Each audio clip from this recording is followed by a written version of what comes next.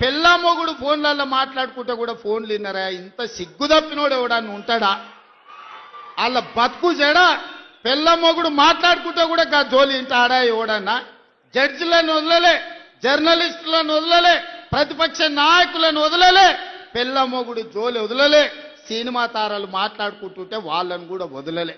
ఎవడు ఏది మాట్లాడుకున్నా వాని ఫోన్లలో ఏం మాట్లాడుకుంటుండో వీడికి ఎందుకయా? ఈడేమన్నా మనిషేనా? అసలు మానవ జన్మ ఎత్తడానికి అర్హత ఉందా? మంది ఫోన్ తినేటోడు అసలు మనిషా? అన్నం తినేటోడు ఎవడన్నా పెళ్ళ మొగుడు మాట్లాడుకునేది వింటారా?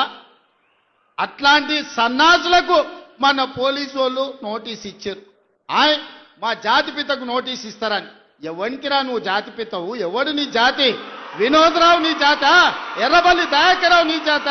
కుక్కడపల్లి కృష్ణారావు గారు నీ జాత? లేకపోతే తన్నీరు హరీష్ రావు గారు నీ జాత?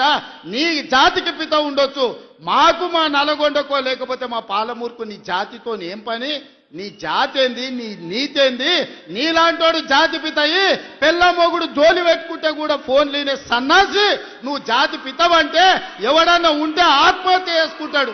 బాయిలో దుంకి చచ్చిపోతారు. సిగ్గుతోని తల వంచుకోవాలి.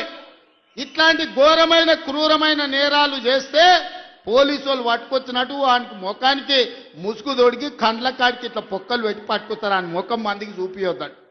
మన పోలీసు వాళ్ళు పిలిచినప్పుడు హరీష్ రావును కేటీఆర్ని అందరినీ ముఖానికి ముసుగు తొడిగి పట్టుకొచ్చేది ఉండే, లేకపోతే ముఖానికి మసి ఊసి పట్టుకొచ్చి పోలీసుల ముందర పెట్టేది ఉండే. పోలీసు వాళ్ళు మంచోళ్ళు కాబట్టి ఏమనలేదు. మా జాతిపితకు నోటీస్ ఇస్తావా? మా జాతిపితకు నోటీస్ ఇస్తే తెలంగాణ సమాజానికి అంత ఇచ్చినట్టే అంటాడు. అట్లనే అనుకుందాం. ఒకవేళ మీకు నోటీస్ ఇస్తే తెలంగాణ సమాజానికి ఇచ్చినట్టే అంటున్నావు కదా.